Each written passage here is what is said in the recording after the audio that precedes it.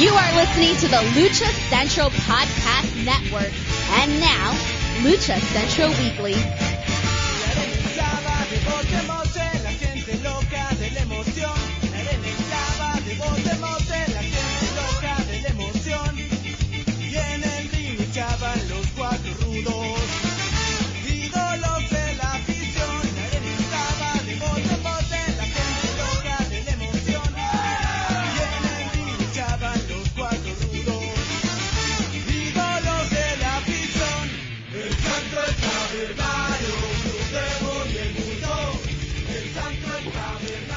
Hello and welcome to another edition of the Lucha Central Weekly Podcast. This is the podcast that lets you know all of the latest happening in the world of Lucha Libre. Each week our team discusses news and events from this past week, as well as preview the week ahead, covering Mexico-based promotions and top independents, along with luchador-related news from throughout the United States. The Lucha Central Weekly Podcast is part of the Lucha Central Podcast Network on luchacentral.com. This podcast and others from the network are also available on all major podcast streaming platforms, including Spotify, iTunes, iHeartRadio, Google Play, Podbase, Speaker, and more. And of course, this show is also exclusively streamed with our partners at thechairshot.com. My name is Miranda Morales, and I'm one of the co-hosts of the Lucha Central Weekly Podcast. And let's bring in the rest of the team. Introducing first, he is the dashing one, Mr. Dusty Murphy. Dusty, how are you? I'm doing fantastic. How are you doing, Miranda? I am doing well. It definitely feels like the end of summer is coming along. Kids are going back to school. Temperatures are winding down. So an end of another chapter in the year that we call 2021. And with that, another episode of this show, which we cannot do without the third member of this team, and that's who? Who? It's the one and only Brendan Barr. That's who. Oh my gosh, it's me. It's me. It's you. It's you, who? So based on my recently uploaded photos of the team, I think, Dusty, we've replaced you with Cinta de Oro. That would be cool. I need pictures. I was going to ask you where those were, but you have them in safeguarding, and yes, I feel like that should be the podcast trio photo. We'll just pretend that's Dusty under the mask. Yeah, nobody will know. Nobody will know. It's fine. Photoshop a little beard under the mask holes where we can. Yeah. Well, he was wearing the full face one, so good. Perfect. Yeah. Nobody will ever know. I don't know how tall you are, any of your dimensions or your weight, but if anything, the internet doesn't know. So now. Yeah, that's just it. Yes. Ooh, well, that brings some memories back to a few weekends ago in Las Vegas for SummerSlam weekend. And there's still so much more to come for the rest of this year. Highly excited for the month that is September. We are now in September, the first show of September. As we'll get into it, there's some events happening in September you guys are going to want to check out. But you know what? I'm not going to spoil it for you. I'm going to let Brendan go ahead and do his thing. First off, with the road back to shows. All right. Yeah. So we're going to get right to that. I'm just going to go with it. Mexico is still orange. We're starting there, but the government isn't doing much related to being orange. So, we're just going to move on to talking about some exciting wrestling that hopefully will still be happening. So it is September. We have that Pro Wrestling Revolution show that some of your Lucha Central podcast members will be in attendance at. We're working on details to bring some real excitement to it, but it's all kind of in the planning stages still. We'll probably be up until 5 minutes before bell time, so we'll let you know what we can as we can. Quick refresher: this is their kind of Pro Wrestling Revolution's kind of big return to shows. They're going to have a number of people on the card, the Parks. I'm getting Rayo de Jalisco, del Jalisco Jr., El Mariachi. There's a number of big name talents as well as local talents that are going to be on the card. That's September 25th. There are still tickets on sale, so get hype. Defy will have a show on the same day, and a couple other indies out there. We will be covering more, especially if you're coming up in September or shoot me your stuff soon. I'll move on to a little further out, though. We've got the PCW Ultra show coming up October 22nd. Again, some of your Lucha Central members might be present there. We're working on details on that. Also going to have some big name talent at that, including a couple people we're hoping to talk to real soon. So keep your ears open. Hint, hint, wink, wink. There may be someone that we're talking to who's going to be on that show and another show that we're going to talk about. Indeed. Yeah, that might happen. And then I want to thank Cubs fan over at Lucha Blog for pointing this one out. All the way out in December, there is a show in Raleigh, North Carolina, of all places, that the poster looks tremendous for Lucha fans. They've got Blue Demon, anybody who's big with a clown gimmick right now. So, Monster Clown, Dave the Clown, some guy named Psycho Clown. I've never heard of him. Who'd he be? And a bunch of other big name luchador talents on there. Raleigh, North Carolina. Dusty, I'm going to have to draft you to go check this one out. Yeah. I love how we're just assigning people. Like, Dusty's getting assigned to North Carolina. I'm everything east of the Rockies. That's pretty big territory there, brother. Dusty has a pretty big Dusty's territory. our workhorse. No, we will keep an eye on that. I'm not I make jokes about this on the air. Dusty can do what Dusty needs to do, but we'll keep our eye on that. I'd love to be there, but yeah. It's really kind of the case. It's hopefully closer to home sometime. I have a note here that I failed to put a date on. DTU has announced they have a return date, but I didn't put what it's going to be on here because, that would be important, and therefore, why would I do that? But yes, DTU has, at a press conference, said that they're going to be returning to shows. This is significant in that they were one of the very few promotions that was actually shut down by the government for not abiding by guidelines. So apparently they've smoothed a bunch of stuff out. I shouldn't say that. I shouldn't say they were officially shut down. They were very strongly looked at and decided to shut down is a better way of putting that. I don't want to do false news. This is not the internet. I mean, this is on the internet, but you know what I mean. And then we've got some stuff going on for these 9/11 shows, these September 11th shows that are going to be. We've got a couple of them. I'm just going to check in officially. Miranda, there have been no announcements on the Masked Republic show other than you being able to say on air that you're probably going to be there, right? Yes. Other additional talent announcements have been made. Just a reminder that it's going to be at Agua Caliente Casino in Cathedral City on Saturday, September 11th. And that's at a 7 p.m. start time. And an interesting incentive, $5 back in the casino for those over 21. So if you purchase your ticket, you will get $5 back in gambling money to go to the Agua Caliente Casino. So that $5 investment may turn into $50 or $500 or $5,000, which is on top of that with some great Lucha Libre. Yes, that's already an incentive enough. Should be incentive enough to go and check that out. Yeah, I'm more excited for that show. We also, as you may remember, and on the other side of the border, the Crash is hosting a card, which may or may not be affiliated with MLW at this point. We've only found it on one poster that says it is. However, we've seen, some match announcements now. So, and they're really exciting ones. We were off air getting excited about we have, in my order, I've got this first, even though it's probably the biggest announcement. We've got Hijo de Vikingo versus Taurus versus Andrade versus Fenix. Take my money, please. Yeah. Seriously, I am so excited for this. Right? What a matchup.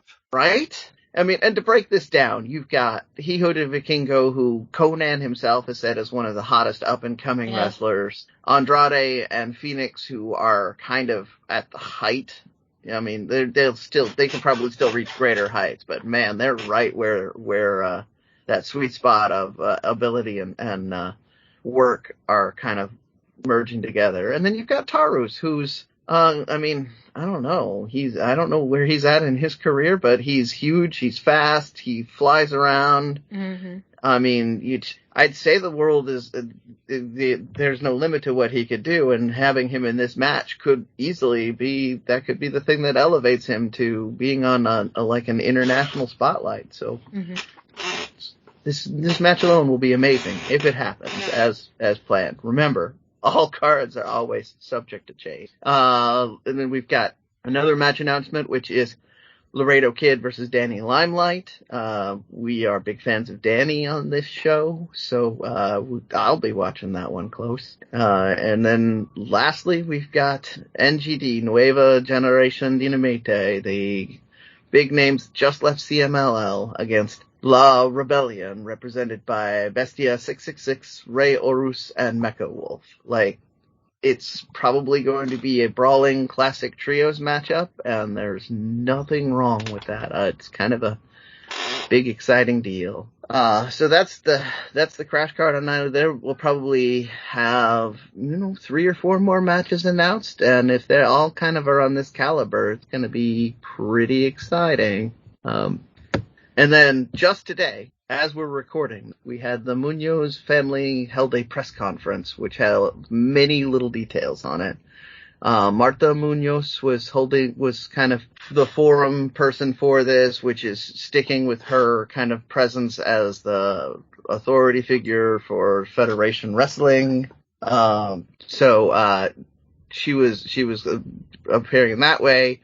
We had Dementor, a wrestler I'm not overly familiar with, and I spoke with Dusty and Miranda. They didn't seem to be. So if you know a bit about Dementor, let us know. But he showed up, said that he supported the Munoz family. He would be willing to step in if necessary, which we'll get to why that may become necessary to have an extra body. And Dralistico, who we've spoken about before, it's the former Mystico 2. Made his first appearance. He looks really great in his new mask. I really, really am a fan of the new mask. I probably will add it to my collection very soon. And then, he said he said the usual sort of things. He was very gracious to his former host at CMLL, but is wanting to kind of expand his horizons and hoping this new identity and this new look will help him launch into the next level. And then lastly, the thing that everybody wants to hear about, Rush has been having some knee issues. He posted pictures that he had emergency knee surgery. He gave us an update on that, which is that he's going to be out 8 to 12 months, which will put him well past his contract renewal time with ROH. I was originally going to have a little bit of a discussion about the opportunities there. Maybe we'll push that to a different day or something. We've got a lot more content to catch up with, but that is the headline, is that knee surgery and really is now going to have him out 8 to 12 months, which is a long time, especially in this post-COVID recovery period. So, and wrestling's in such a boom at the moment. It's just, And that may come later on in Ring of Honor, but that also, I'm sure, leaves into question his championship reign, and likely having to forfeit that. If anything, will forfeit that. Yeah, because this information only came out as the day of recording. Yeah. ROH hasn't made any responses on that, so that we will, we can speculate that based on what ROH has been doing, they will have to have him forfeit the title so that someone else can have that opportunity. Oh no, he doesn't have the title. What? I'm losing it here. Bandito is the current. Oh, Bandito, yes. I'm sorry. Sorry, the title rematch opportunities. He's just going to get buried on that. Yes, but yeah. I'm sorry. That's a good point. I totally skipped that. Yes. Well, and in some ways that's, whether that was also kind of strategic, but that will leave a fairly big hole within, ROH, which, like you said, I'm sure we'll discuss further along the line, but, they're already making, they're already making announcements and moves on that. We will be talking a bit about that in the ROH segment of the show. But I would like to move on to the indie roundup because I was at a bunch of shows last weekend and a bunch of things happened in the world of indie wrestling. So, we've got a few things to talk about. So I was at Defy Nights 1 and 2 recently, had an interview with Matt Farmer talking about Defy. This was partly because they were getting ready for these shows. He had a last minute sort of complication in that the Canadian border did not reopen for talent, and a good number of Washington promotions lean heavily on the southern Vancouver area for their talent. So some scrambling. I shouldn't keep saying I am not affiliated with Defy other than being a very passionate fan. The current champion is from Canada, so they didn't have any title defenses. But I feel like Lucha fans won big on this because matches that weren't announced tended to feature Lucha talent in some way. So lots of great things were going on there. On night 1, our second match was a Leviathan Lucha 4-way, which featured Quixote Azteca, Leon Negro, Guillermo Rosas, and Sonico. And this had a little bit of everything, some high flying, some brawling. At one point, Legos were dumped into the middle of the ring, which, people can talk about thumbtacks all you want, but Legos leave scars, brutal. My friends. Sonico came out on top on this. It's really starting to feel like Sonico is going to be a big name in Defy, and this weekend was kind of a big part of it. Then we had Rocky Romero and Josh Alexander in a match, so I can practically hear the listeners of the show salivating over that. I'm going to make you guys tune in and see the match. I'm not going to even describe what all went on. If you hear those two names, you can have a good idea. Josh Alexander did come out on top, but it was in an unexpected and fantastic way. So you'll have to see this match. We had a ladies match, which featured Viva Van versus Rebel Cal. Viva Van came out on top, but there was a little bit of, the interference from Danica Della Rouge, who came out on crutches. And she's probably going to send me a cease and desist for saying this on the air, because after I published pictures of this, she already has told me to take stuff down. You're just doing your journalistic duties. You're just reporting the news. Right? She is claiming that she had nothing to do with the attack or the interference. So, that's what the storyline is going on there. Night 2, we had a mixed tag match, which featured Guillermo Rosas and Rebel Cal versus Sonico and Viva Van, which is a team that Sonico is trying to get the name Hellbent Ghouls going for. He wants to see more people to be in the Hellbent, so I told him I'd say this on the air, Hellbent Ghouls. Just get that third one out.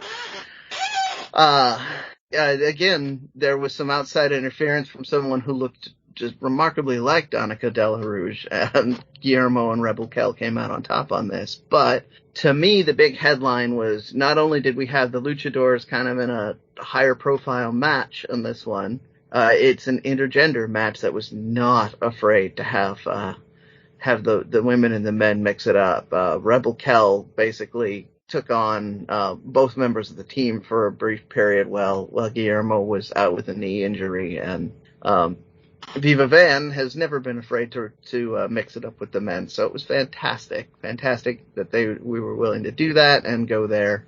I really wanted to highlight this match for that reason. And then we had a Lucha Scramble, which also I really was excited about. So the Lucha Scramble, had Coyote Azteca Nick Wayne, Leon Negro, a young man who's kind of a big deal. Unfortunately, I could never hear his name clearly. He had the last name of Alexander. And then Alan Extreme is making his Defy promotion return, his U.S. return after a major knee surgery. Back to kind of the other thing, he was out for a long time with a knee injury as well. And I believe this is the first time he's wrestled north of the border since his knee injury. He's been at Arena Naucalpan a bunch. Very excited to see him. I was present at the match that he was hurt, so I personally was invested in seeing him back. Fantastic match. Those of you who've been paying attention to the way things have been going will not be surprised to hear that Nick Wayne came out on top on this, but he looks sensational right now. If you haven't had the chance to see him, even he is, as I've stressed before, was at the Lucha schools. His dad was his dad's school was willing to teach him, but the Lucha schools were always willing to take younger people, and it shows in his work that he's got a Lucha background. So well worth it. That was Defy Wrestling up here in Seattle, Washington, nights 1 and 2. They will be having more matches coming up soon, featuring a lot of these people, so do pay attention. Also, over the same weekend, I was at Without a Cause up in Everett, Washington, which is not that far away, but just far enough. We had a couple of things happen. One, Sonico came out. It looked like he was just going to do an interview spot to set up his match for next month, when Jordan Oasis, who nobody thought was in town, walked in and said, the usual sorts of things. It looks like you're here to fight, and I'm here to fight, and we haven't fought in a while. And so we got a Sonico Jordan Oasis match that literally happened right over my chair at one point. So fantastic, fun match. This was also the match that Lucha Central Weekly podcast sponsored this particular show. So if you were brought here because you heard our name at the Without a Cause show, we're happy to have you here, and I would welcome you to check our back library. We talk about Without a Cause and Sonico, even Jordan Oasis quite a bit on this show. And then we had another, very small, not a big deal match at all. Nick Wayne wrestled against some guy named TJP. No big deal, right? No big deal. And that's a fantastic match. It was a show stealer for the night, and I really, really loved seeing the two of these guys work together.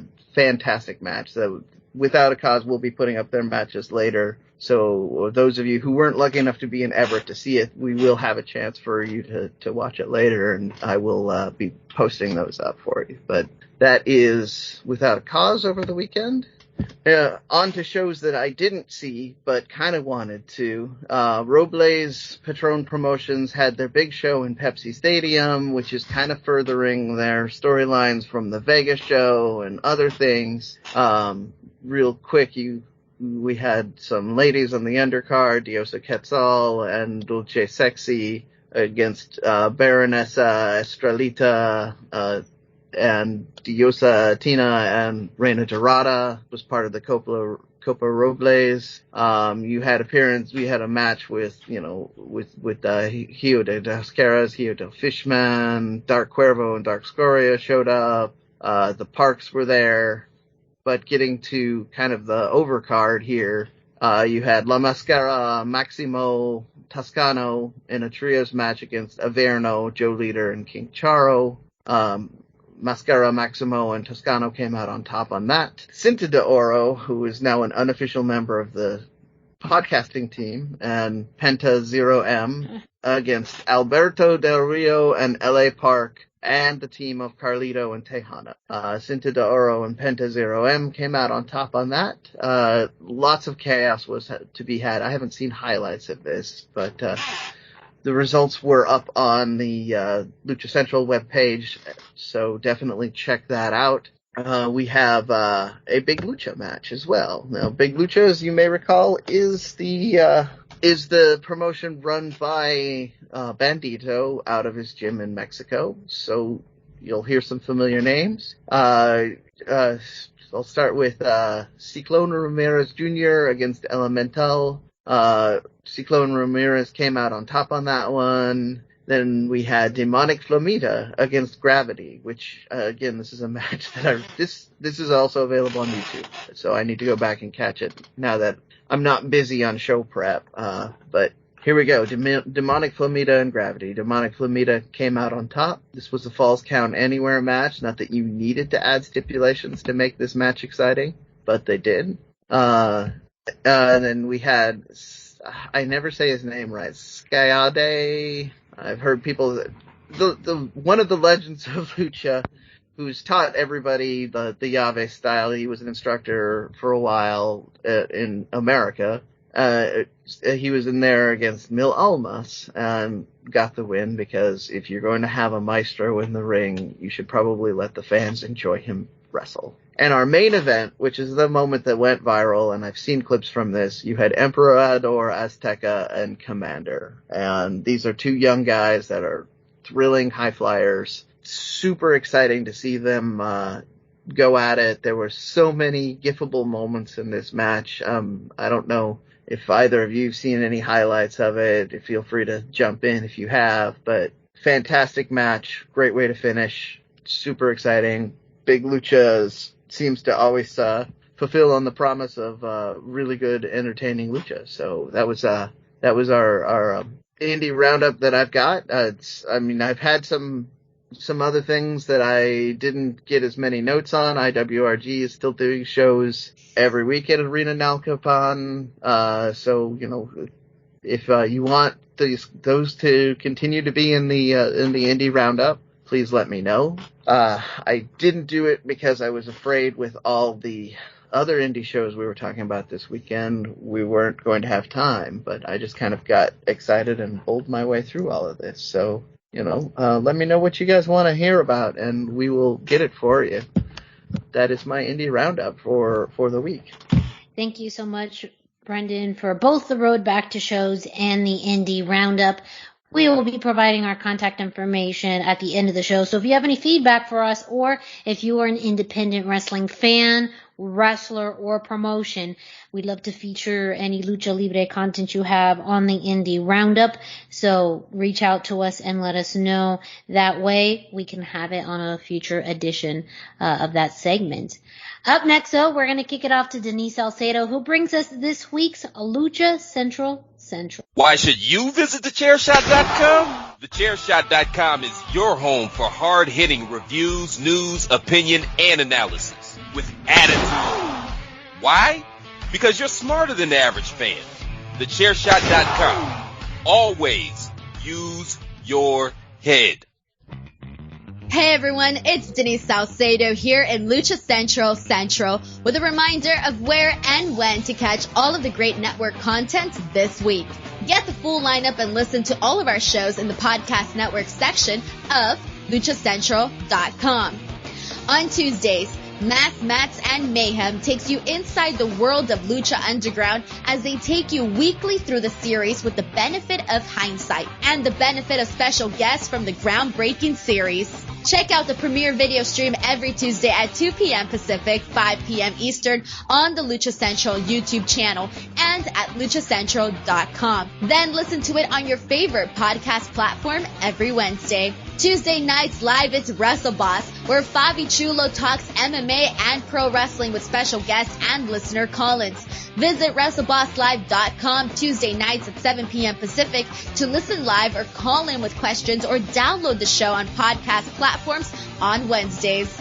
Wednesday nights live on Facebook, it's Spanish show La Mesa de los Márgaros, giving you both the news and the chisme from around the lucha world. Special guests and a whole lot of fun make it one of the most talked about shows in Mexico. Thursdays, it's Straight Out of the Bodega with Papo Esco and PWR promoter Gabriel Ramirez, as they have guests from throughout the wrestling world pull up to give an inside look into their careers. From indie standouts to television superstars, each week brings a new name and perspective. On Friday, it's your double dose of Lucha Central Weekly podcast. One in English y el otro en español. Lucha Central Weekly is where you'll find all the top stories of the week, both inside and out of the ring from Mexico and anywhere luchadores are in action across the globe. Be sure to subscribe and follow all your favorite Lucha Central Network series on your favorite podcast platforms, either by their own series name or subscribe to the Lucha Central Podcast Network show pages to get all of the shows in one easy feed.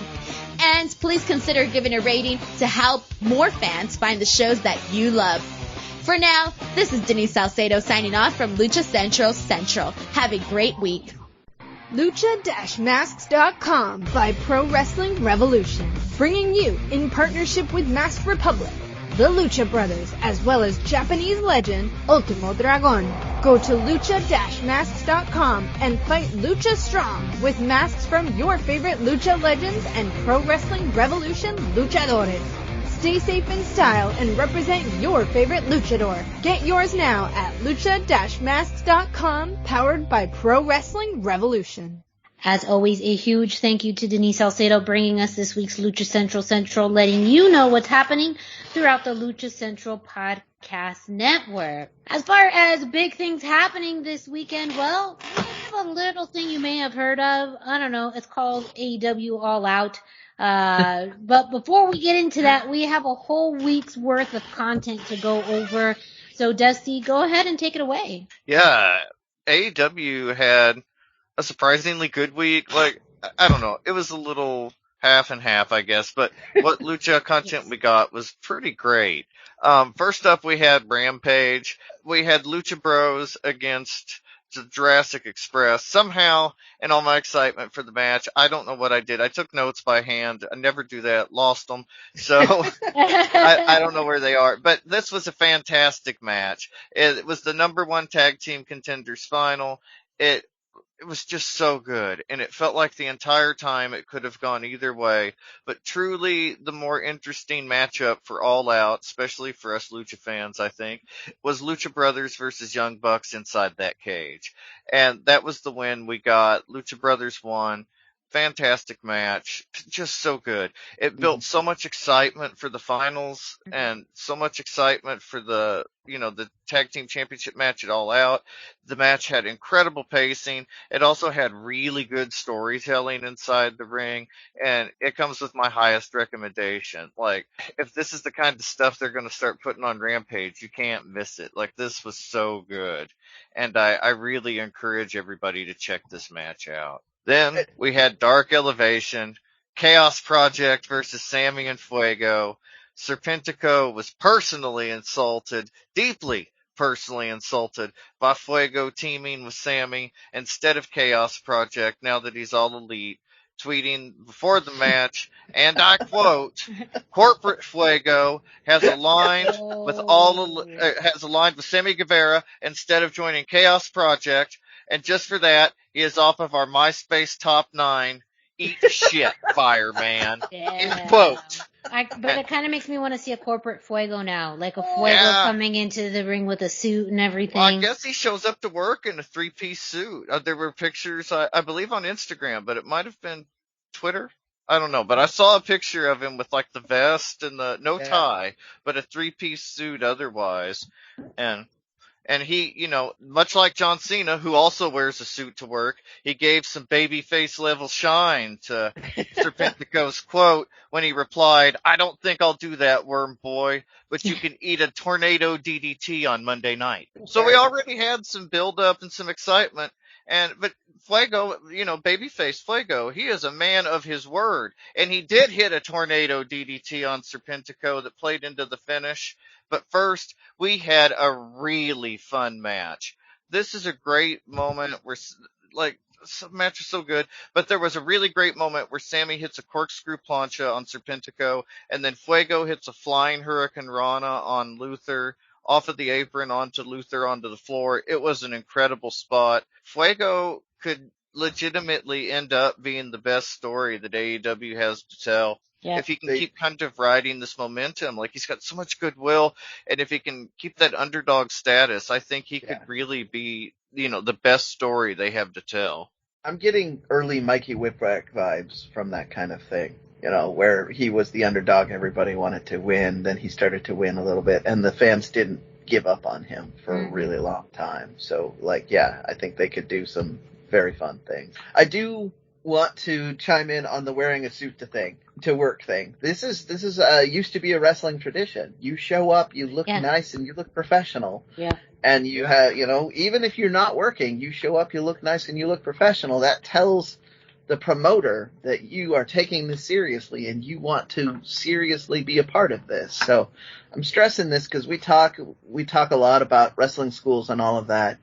I think it's important. It surprises me that they're giving him grief for that, you know, he's taken that old school mentality of showing up for the job he wants. But that's me. That's, I could rant on that all day, but then I'd start to sound like Jim Cornette, I'm sure. Yeah, I was going to say, I think Bill Watts actually required them to wear a collared shirt and a jacket, you know, in the arena, you know, when they weren't wrestling. And that makes me sound like a little Cornette, too. So, I mean, yeah, but I like it. It's a nice touch. And the thing about Fuego is we've all admired his dedication. And we see so much of that. And in the ring, but now we're seeing it outside. Like, he really takes it seriously. Mm-hmm. And for them to pair him with Sammy is a big deal because it's obvious that AEW thinks Sammy is a big deal. Yeah. And he's going to be a very big deal. So being aligned with Sammy is going to be a big deal too. Like for Fuego, like this is a lot of momentum for him at the moment. Yeah. Yeah, no, it's very exciting. I'm very excited to see him be at the center of this really good storyline. So yeah, and it's one where it's gone through different shows, you know, from Rampage to Dark to Elevation, and so I think he's truly one of their early success stories, someone that they, you know, plucked kind of out of obscurity, but have actually been able to tell a full story with through different shows. And I'm sure that's ideally the plan that they want to do in the future. And the fact that he is that first, like, real success story of that is a big deal. Mm-hmm. Yeah, it's true. Like, so many people were on Dark or Dark Elevation, and they didn't necessarily go on to bigger things. They made more lateral moves, and Fuego really sees that brass ring, you know, to kind of tap the cliche there. And so far he's been, you know, like I say, he's the best story they've got going. So I hope that they can sustain that out. So far they've done everything to give me the indication they can, but it'll be exciting to see how that plays out. And don't want to dwell too long on that because we have a lot coming up with Dynamite. We had the Lucha Bros and Jurassic Express versus the Young Bucks and the Good Brothers as the Elite. It was some, you know, nice 8-man tag action. Dynamite episode 100, as we kind of mentioned, the go home show to All Out. This was a really fun match. It had a super indie feel, but in a good way. I mean, it could have been like any indie, but yeah, it felt that way, but no complaint there. I enjoyed it. It was fun, and it was, I don't know, it felt like vindicating almost in a way to see that on national TV in the main event on the show. You know, like, yeah, it felt like, I don't know, it just felt important in a way. And again, fun match, built a lot of excitement for the match at All Out. It ended with the Young Bucks getting the pin on Rey Fenix after a Meltzer driver, and you know, the real story came after the match. Kenny Omega showed up. He had his hair dyed Danzig black. He was there, like, along with the Good Brothers and the Young Bucks. They started to stomp on the Lucha Bros, and then Jurassic Express. The Good Brothers put Luchasaurus through a table with the Magic Killer, and then everything went crazy. Omega was fighting Jungle Boy. Christian showed up. He speared Kenny Omega. Kenny Omega never dropped the microphone the whole time. He's a true professional. I thought that was fantastic. and kendo sticks showed up about the same time Christian did. They started to choke Christian and Ray with the kendo sticks, and then Kenny gets on that microphone and he tells Don Callis to lower the cage, and they just start wailing on Penta and Fenix. Dante Martin, Frankie Kazarian, they run down to the ring. They attempt to climb the cage, but Brandon Cutler cuts them off with the cold spray. He's got the cold spray at hand. Then Jungle Boy, he tries to climb the cage, but he gets pushed off. Then Marco Stunt, he climbs his way all the way up to the top of the cage, but Cutler sprays him. And at this point, like, I wasn't paying much attention to the inside the ring. The climbing the cage antics distracted me. But then Penta and Fenix were handcuffed to the turnbuckles at either end of the ring, and they both took a ton of super kicks before Kenny hit the BTE trigger on Christian, and the show ended. It was wild. I mean, it felt like Lucha. I loved it. The whole thing. It was very old school in a way that I enjoyed.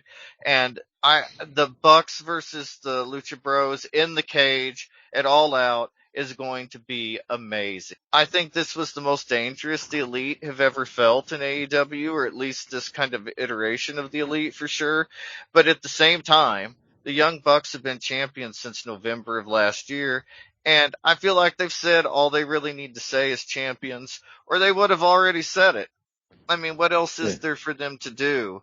And so I think the best opportunity for someone to take those titles is for the Lucha Bros to turn the cage against the Young Bucks and win the tag team belts at last. I really think this is their weekend. Well, and just taking a step ahead as far as fantasy booking too, another tag team that had a great week this week was Proud and Powerful. Yes. So, I mean, if they both keep on rising, oh man, to get that match again, stop it. But it was a great week for tag team, for Lucha tag teams. It really was. And I seriously, if the Lucha Bros don't win it All Out, then we absolutely know that Proud and Powerful are going to win at Arthur Ashe at the Grand Slam. Because, I mean, the only thing that could be more exciting would be Proud and Powerful in New York. Winning in New York. Yeah, that would be huge. That was Richter scale level excitement. You got all the New Yorkers coming out. The impromptu parade happening. That would be amazing if they do that. I am a little bit more doubtful of that, but I do think, again, it is time for those tag team titles to just jump ship somewhere. And I agree that the build-up that they had this week does feel like hopefully the Lucha Bros are the ones to take the titles off of them. But I love the idea of Proud and Powerful getting the titles in New York. I just, chills. So you're bringing up, this was my kind of thoughts and notes on this too. That closing segment, first off, the fact that through the whole thing they kept emphasizing outside interference. The cage is going to give the advantage to the Lucha Bros. But then have the Elite turn that against them, and that closing spot really put a lot of emphasis and eyes onto that tag team match going into this weekend. So I think AEW is looking at that being a show stealer, and which again indicates this might be the time. But that's what makes this exciting, is they're finally making it feel like somebody other than the Young Bucks could win. And unfortunately, that's why I also, even though Proud and Powerful won, why I don't feel like that wonderful fantasy booking is where they're looking at going, because that was near the top of the show.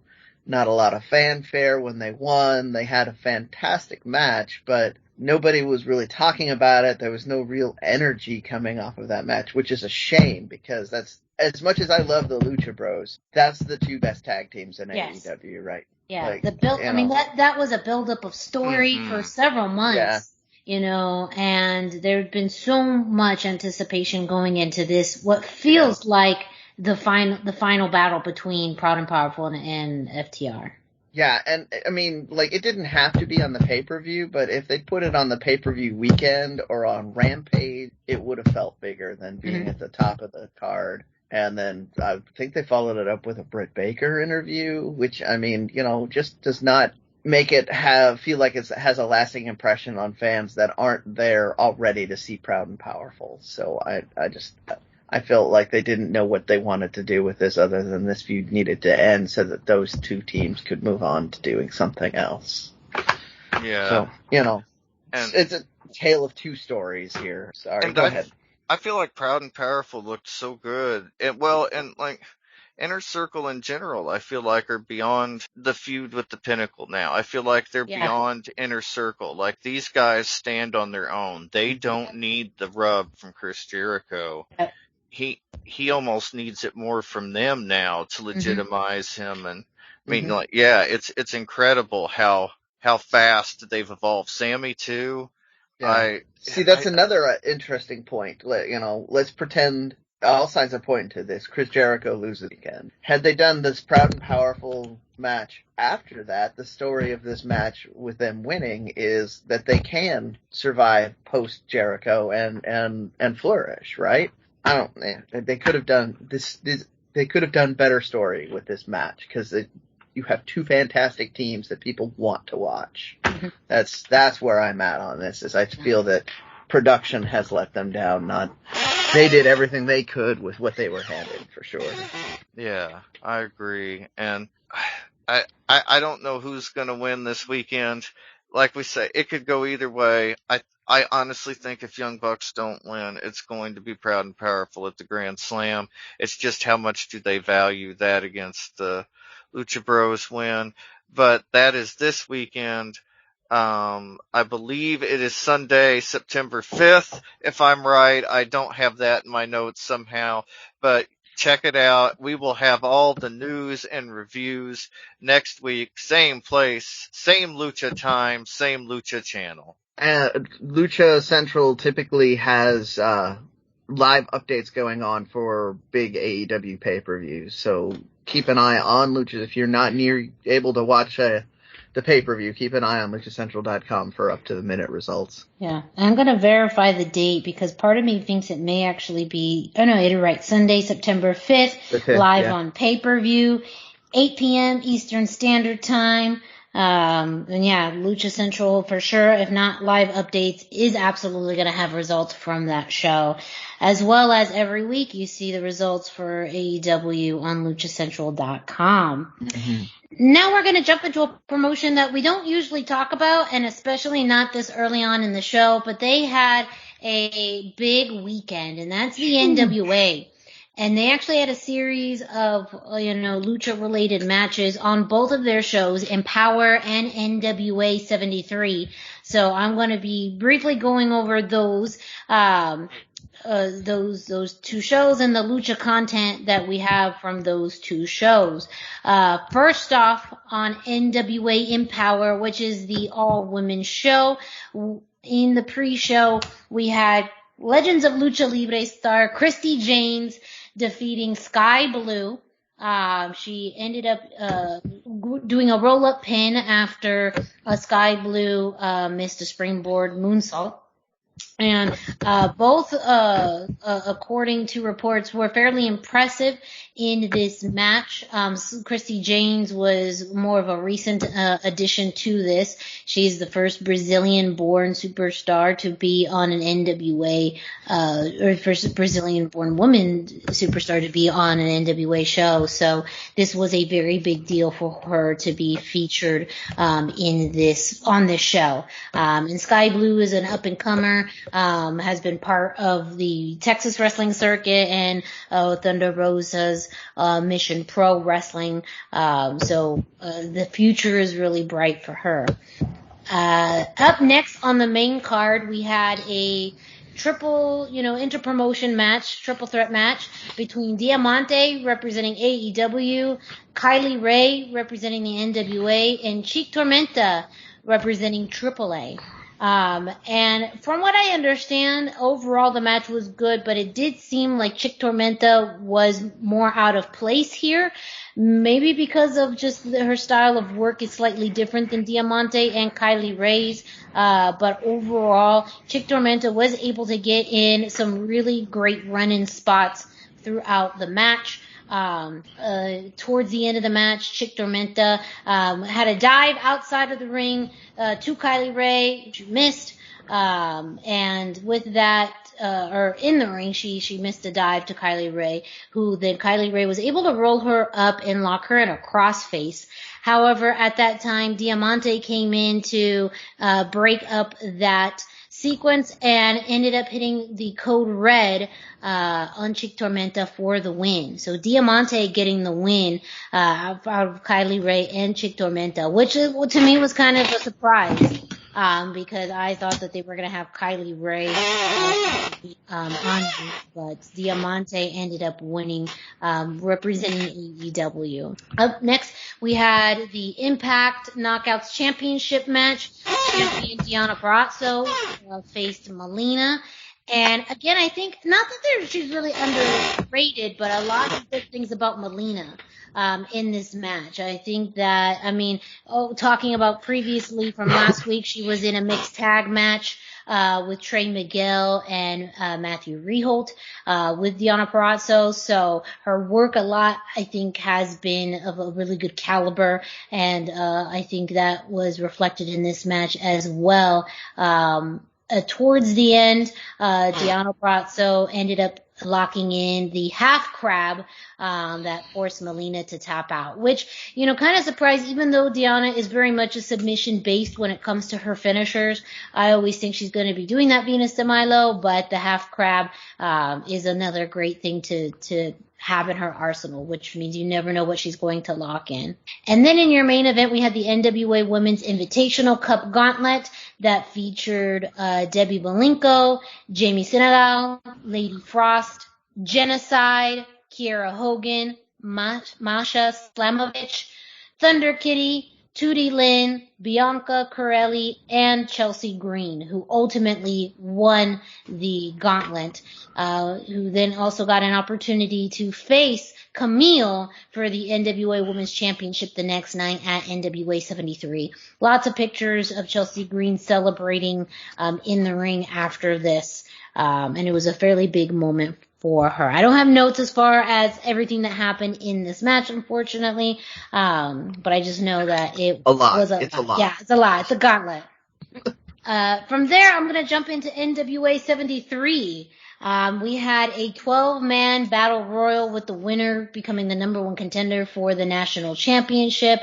The reason I mention this is because friend of the show, Sam Adonis El Rudo himself was featured in this match. It also featured people like JDTG, who was pretty much the favorite going into this, Jamie Stanley, Matthew Mims, Luke Hawx, Jaden the Heartthrob, Sal Renaro, but the winner of this was Judias, who I think was fairly much of an underdog here, but apparently the NWA is trying to build him up to be a pretty big heel in this. So El Rudo Sam Adonis making his appearance at NWA 73. Seems like he may continue to have a relationship with the NWA in the future. We also did get to see the NWA World Women's Championship match. Chelsea Green, who won the opportunity the night before, up against Camille.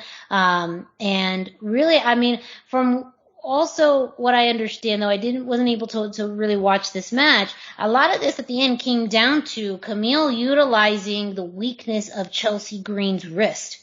And being able to put that in a submission to force the tap out, which I think is very smart, that's a story, even though it's a real life injury, that's a story and something that could be, utilized through multiple promotions, and very smart move, on top of that. And so I think that, it shows kind of the keenness on Camille of being a strategic wrestler. And then as far as the big news for Lucha fans coming out of this night is that you have new World Tag Team Champions. La Rebellion, the team of Mecha Wolf and Bestia 666, defeated JR Kratos and Aaron Stevens. Conan came out with La Rebellion because whenever you have anything, you have to have Conan in your corner, apparently. If you are a luchador north of the border, Conan is probably going to walk around with you. Yes. It's required. It's a requirement, a prerequisite. It's a mark of success. It really was. The crowd seemed to be into it. Everyone recognizes Konnan. So to have kind of that rub from Konnan was great. Towards the end, there was some trickery to this, even though La Rebellion was somewhat well received because of the support from Konnan. They did hit a low blow, I believe, on Aaron Stevens. Mecha Wolf hit a low blow. That allowed Bestia to hit a moonsault onto Kratos, and that allowed them to hit their finishing maneuver, which they call the Mark of the Beast, onto Aaron Stevens for the pinfall. And talking about, success stories, this is the first Puerto Rican, Cuban, Mexican-ish team that has won the tag team championships. After the match, Konnan ended up cutting a promo on just, how great the NWA was, and just that it's great to have promotions working together, which Konnan is a very big advocate for. So, this opens a lot of doors now, just because Konnan is very well known for working across promotions, bringing in talent, working with talent from multiple promotions. And now you have Lucha tag team champions. They've been setting this up for quite a while, and I think it's going to make the NWA stand out and very much modernize it to a larger crowd. One other thing on the Konnan appearance, that as La Rebellion is kind of a Crash specific team, that's kind of where they are based out of. They're going to be on the Crash thing. Having him out there is again a sign that he is back to working with the Crash. That is kind of he said many times now that he's older and he's bigger on this working together and he's able to swallow his pride, that means he's able to do things like putting whatever was between them aside in order to do this, and having this visual sign is good, because show don't tell is kind of one of what I like about it. So just wanted to. No, and that too is a bigger thing where, we've already seen Crash and this MLW partnership, though that seems to be a little bit more on the low key back again. I'm not quite sure, but that also means, is NWA becoming more international again? Because I do feel like during the time that maybe they weren't so active in the U.S., what they did thrive on is having some of that more international success, and still working and having matches in Mexico or Mexican championships or things like that. So with the guidance of Konnan or with Konnan's involvement, do we see more of that crossover with the NWA possibly going to Mexico, or having more Mexican talent work, or just lucha talent in general, but more international talent working for the NWA, because that too was at the peak and pinnacle. It was the National Wrestling Alliance, but you did have, wrestlers from all over come to wrestle for the NWA. And I'd love to see that kind of be back in its glory period. But I also do think both EMPOWRrr and NWA 73 did a good job of balancing the old with tradition, with, that Ric Flair promo, with, the way Trevor Murdoch won the NWA World Championship, but also coming into the new fold with, the EMPOWRrr show, which showcased a lot of independent talent, some that we know, some that we don't. And I think, again, having a lucha team of La Rebellion be your tag team champions is expanding to a wider audience and showing that this is, a new NWA. Just to support what you're talking about with the heyday, we frequently talk in this day in Lucha Libre history about a luchador defending their NWA belt, whether it's the welterweight belt or the one of the others. There's a big tradition of having it kind of bridging that, especially that Texas-Mexico border. But the NWA is big in Mexico. They love the belt there too. So, yeah. Yeah, agreed. Well, that is NWA, it's great to have them a little bit earlier in the show. It was great to see all their content, and a big congratulations to them for the success of both Empowerrr and NWA 73. I'm going to jump next into this week in NXT, and really two notable things, and then a quick question that's just more of a vanity question. But this week in NXT, we did see a segment with Carmelo Hayes, who won the Breakout Tournament, do a backstage interview where he was questioned. As the winner of the Breakout Tournament, he did get a contract that allowed him to challenge for any championship within NXT. And so in that interview, he was discussing his options.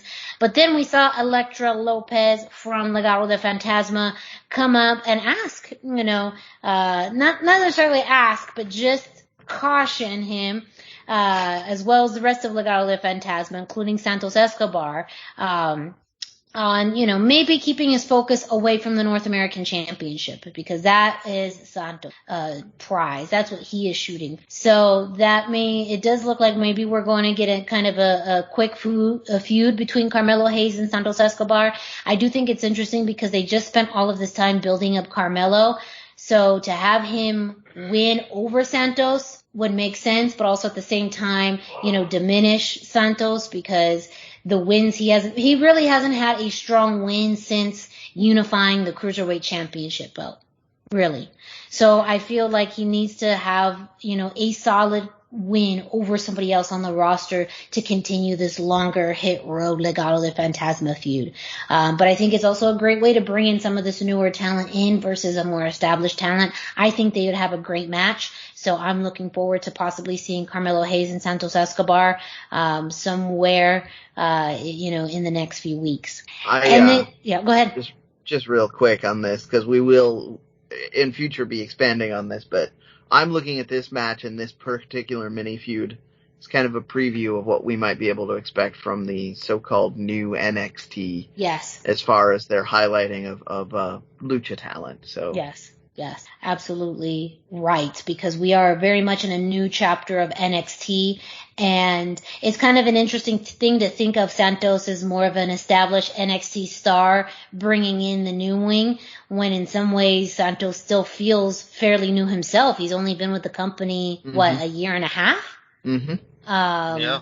So it's kind of crazy to think that, but Legado itself has been a very established unit now for, quite some time, and to be able to partner some of this newer incoming talent with established stars is, again, what companies should be doing and what it made NXT successful to begin with. So good points.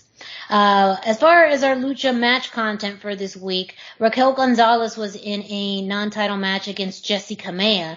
Now, this match was interesting because we usually talk about Raquel Gonzalez having the height advantage over many of her opponents, but Jessie Kamea and her have a lot of the same build. And so with that, there was an opportunity for Jessie Kamea to capitalize on this on a mistake where Raquel Gonzalez was trying to do one of her big kicks. Jessie Kamea was able to avoid it and start attacking the leg. But I think the big news with this one, a lot of people were surprised, was the drop kick that Raquel Gonzalez was able to perform, because it's not something that we usually see in our arsenal, because that's not usually something she needs to do in her arsenal because of the size, difference between her and a lot of her competitors. But she was able to get a big boot in and set up the Chingona powerbomb for the win. We did see some continued tension between her and Frankie Monet. So it looks like this may be the next title match that they are building up to. I am excited for it, but this is maybe the build-up is a little anticlimactic. I'm not sure. I wish there was a little bit more oomph to this.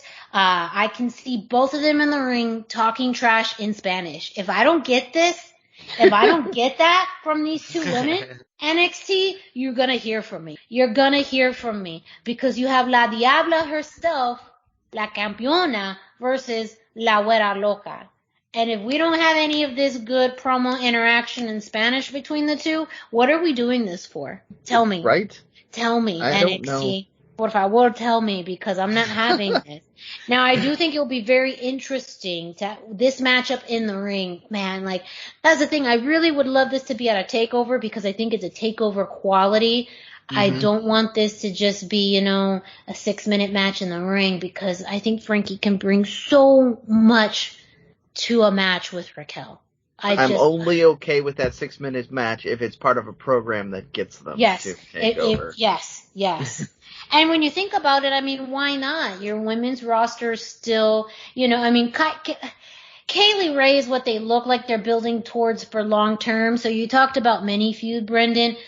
Yeah. I feel like this is a mini feud, which kind of sucks because I feel like in ring they could do so much more. But I don't know. I don't want to bum myself out. Now I'm sad, you guys. I'm sorry. I'm sad. I just booked myself into a sadness corner. But anyways, that was, lots more to come and to talk about in the future for NXT. Real quick, I call this a vanity question, not so much on me personally, but I'm sure you guys saw the alleged new NXT logo. Just want to get your thoughts on it. What are you thinking when you saw it? Dusty, I'll have you go. Well, first of all, Meltzer says that it's, legit. Like, that's the it's a lot of sources say it's legit. It hasn't been official from WWE as far as I know, so I'm still floating that out there until WWE/NXT makes it official, but it looks like that is the new logo. I don't know. Part of me understands that, like, they're going for, like, a Florida, like, anything can happen, like, check out NXT vibe. Like, I get that, but it almost feels like the Golden Girls in a way, or something. I mean, like, the West Palm Beach. Worst part, Boca Raton, like, it's got that feel. And it, I mean, it looks like something that somebody's abuelita wore when she thought she looked like Gloria Estefan. Like, it's not. I'm killing it with the abuela references. I mean, like, I don't know. I thought it was, I guess I understand what they're doing. We've heard that they're going to make the whole show brighter and more colorful and, just more interesting to the eye. But I really liked NXT, and I don't know why you would mess up a good thing when you got it going. Because Vince McMahon is involved. That's the problem. Once Vince McMahon so gross. decided he didn't like what NXT was doing when they lost the ratings war, because despite the fact they pretended it wasn't it wasn't a war, it was. Now Vince McMahon is doing what he always does, which is you do a complete 180 on anything, and even though some stuff worked, all of that's gone too. So, that's what it is. If you're looking for logic, the logic is that anything that used to be has to be gone now because Vince wants it all gone. And that's the specifics of it. What are your thoughts on the logo?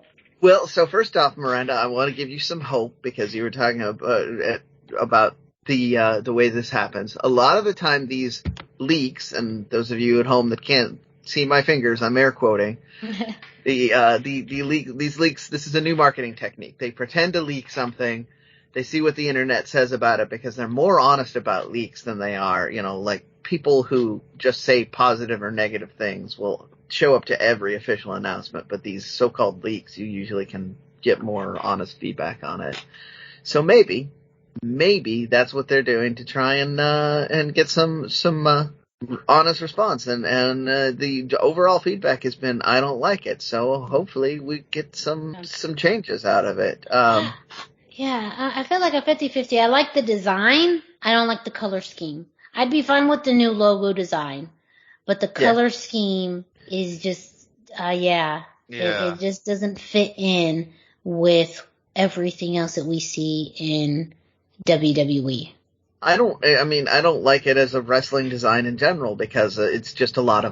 Like, it's a lot of colors, it's a lot of other, very busy. Yeah. Yeah, it looks like a sarong or something. Like, it's not a logo. I mean, I love bright, vivid colors. Love them. But this is not good. Like, no.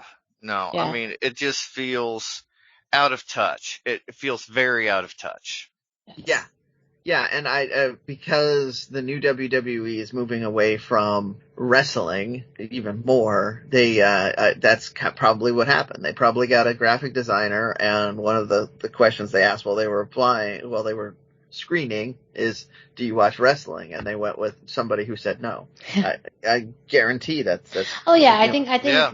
the corporate experience, someone who has corporate experience in maybe another big Fortune 500 company, and this is true for a lot of people jumping from big business to big business. You think about transferable skills. And what we started to see a lot more in WWE is that they're really looking more, and they have for quite some time, maybe in more of the corporate offices and higher up positions, but it seems like it's now trickling down to even talent, is that do you have transferable skills from another big Fortune 500 company? They want, someone, I would assume, looking at people who have the experience from anywhere from Amazon to Coca-Cola to Google to, even clothing companies like, The Gap, or huge, organizations like Apple and Walmart, because at the end of the day, they're trying to be an entertainment company. So even people with experience from NBC or, other types of, media, they're not really looking at people within the wrestling business anymore, No. They want to have that transferable experience because at the end of the day, they want to be as big as, any other Fortune 500 company. And how do you do that? Well, you bring in people who have experience at Fortune 500 companies. And then, as we've talked about with the talent, they're not so much focused on independent talent as they are focused on the transferability of your skills as an athlete in another sector, like, CrossFit, like, collegiate wrestling, or, Greco-Roman wrestling, football, track and field. If you have the discipline to be an athlete in those realms, then you absolutely can have the discipline to be a professional wrestler. Now, with all the other factors in mind being, I think that's also part of their hubris to be like, we give you the skills to be the personality that you, and I think that's where, sometimes it can work. Sometimes it won't work.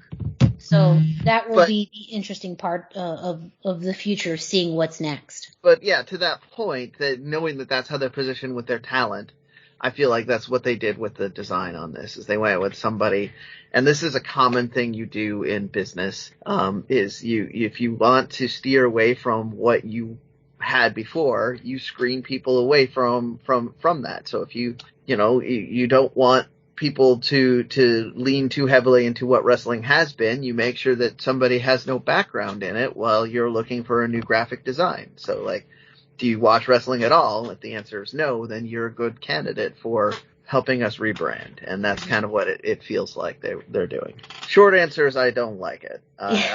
It's just too much of too much. I can handle any single element of it, but all of it together, not so much. Well, the results for NXT are available on luchacentral.com. Make sure you stay tuned into this show and luchacentral.com every week to get your NXT results. Up next, we have some CMLL updates with Brendan. Oh boy. So CMLL, again, making a lot more news, not really for the wrestling, although wrestling is involved this time. Mystico returned to Arena Mexico this week. He did a couple of matches, both of which had really strong fan responses.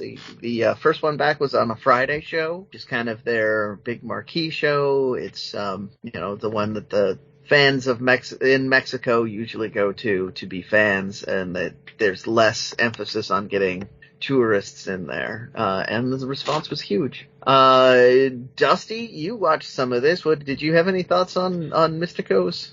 I don't know, it's embarrassing how excited I was when I saw it. Like people are like, how was the crowd worked into this? I don't know, but it happened to me too. And I mean, it really did. It was so cool, and it just felt right. And the crowd, I mean, like it was like CM Punk or like Brock Lesnar. I mean, they were that level of excited and just went wild. Allegedly, it didn't carry over to the Sunday show, but Not as Friday, strong. yeah. Yeah. But yeah, wow, what an entrance. I mean, this Yeah. is the biggest thing CMLL has had going for a long time. You know, it would be like almost like Hulk Hogan coming back and being the Hulkster again instead of Hollywood Hogan. Yeah. Like it's got a similar feel. And yeah, I don't know, it was just exciting, and the moment felt exciting, and it's something that you can't make happen if you tried.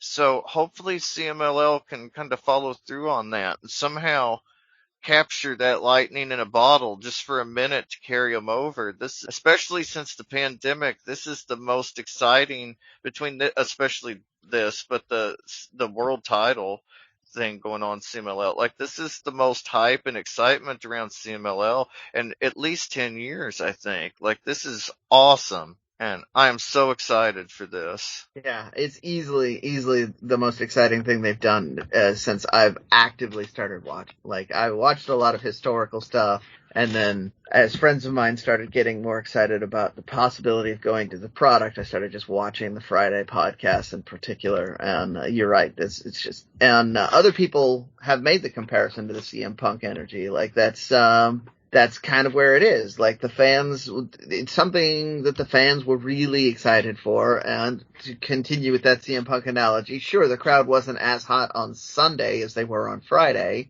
but the crowd wasn't as hot on Wednesday as they were on Friday for CM Punk either. So, like, I mean, you know. It's natural. I think when it's really the first time, the first true time, that's the natural reaction. Period. Yeah, exactly. Yeah. Exactly, and you're not going to be able to recapture that. Correct. But I feel like they handled it perfectly. They allowed him to have a longer entrance to let that breathe. They let him have a match where he was highlighted, but it helped elevate all the wrestlers that were with him too. Just in general, I thought this was a positive move, and I'm allowing myself, much like WWE, I've been very cynical about them, but I'm allowing myself to have some excitement on this. And, that's a good thing, because they are trying to build to some stuff here. They've been building this anniversary show. They've been having voting going on for the titles that are going to happen. And that's one of the things they're going to do now, is that tag team title that Mystico and Caristico had to vacate, is now going to go to the top two vote getters. Instead of the top vote getter going in and challenging for the title, the top two will be wrestling at the anniversary show for the tag team match. So it's allowing me to be more excited about that too, because I feel like they're going to spill some of that into there. So I will be keeping a closer eye on the anniversary show moving forward. Any last minute thoughts on Mystico? No, I don't think so. The other big news that came out of CMLL is that they've announced that they're going to have the deal with Ice Ribbon going on, which I found interesting, in that Mexico and Japan seem to be willing to allow their borders to be open for people that are performing and wrestling. So, you know, hey, come on, Canada, US, Mexico, we need to get this figured out better. Like, starting to impact shows. I guarantee that's why MLW's presence has been reduced for the Crash, is that they're worried about the border situation. So Ice Ribbon announced a deal. They're going to have a series of ladies, a small group, that are going to travel to Mexico. The response on the other side of it, to me, was kind of typical and amusing, where you immediately have luchadoras in interviews saying things like, women are afraid to come to Mexico because the Mexican women are tougher and will beat you up and that sort of thing. So, again, the story is less about the women coming over there so much as the response of the luchadoras saying, bring it on, because we'll just beat you up anyway. So, all around kind of exciting. They haven't done a lot with the women's division, especially after the COVID era. It's just kind of been stagnant. So this is kind of an exciting development. I skipped results because I thought we were probably going to wind up talking about Caristico for a really long time. So we will be having more results from CMLL coming up. We will be looking at the build up for the anniversary show, which is coming up later this month. I believe it's going to be on regular TV and not on iPay-per-view, which is good. But that's my CMLL news for the week. All right. Well, up next, it's our weekly segment, the one you know, the one you love. It's This Week in Lucha Libre History with Dusty. That's right. It's time for This Week in Lucha Libre History. Be sure to check in at luchacentral.com every single day for this day in Lucha Libre. But Pep Carrera, he's got information, he's got birthdays, he's got anniversaries, he's got matches of the day, he's got videos, he's got even more live reviews of shows going on, all kinds of stuff. And it's all about Lucha Libre, and that's at luchacentral.com, your centralized place for all things Lucha Libre. This week we chose September the 6th, 1991, when Legends of Lucha Libre superstar Conan won fellow Legends of Lucha Libre star Perro Aguayo's hair and a triple threat hair versus hair match with Cien Caras third wheeling in the match. Like, it was really between Perro and Conan. But this was the EMLL 58th anniversary show, and it was the 1991 edition of their annual major show. They did it every year. They used to be called Empresa Mexicana de Lucha Libre. The show took place again September 6, 1991 in Arena, Mexico, Mexico City, Mexico, and this would actually be the last show promoted under the EMLL name, as they later changed their name to Consejo Mundial de Lucha Libre in the winter of 1991, and this led to the moniker CMLL that we all know.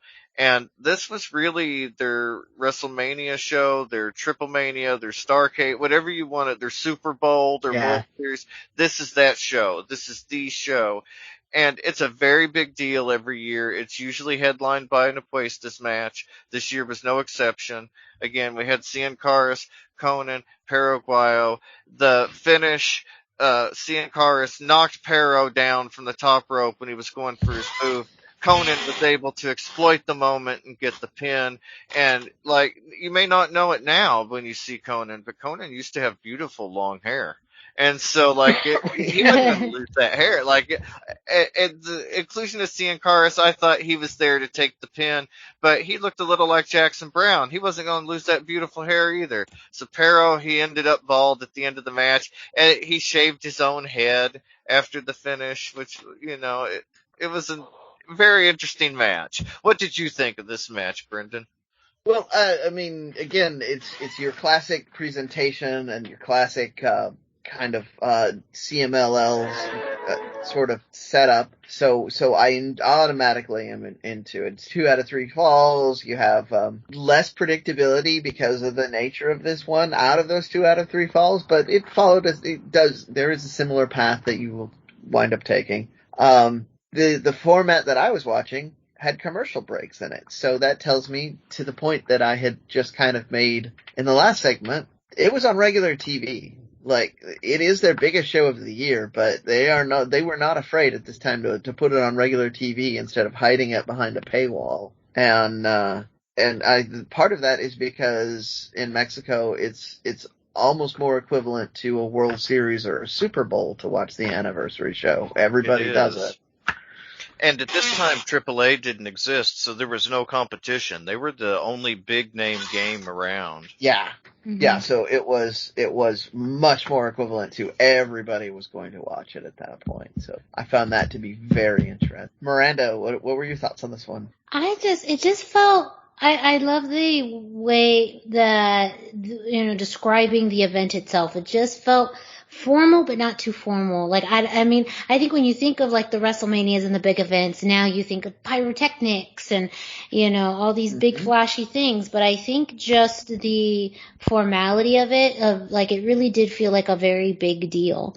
And I do think that was important for the tone, and especially this match itself. I think it set the tone for how important this match really was.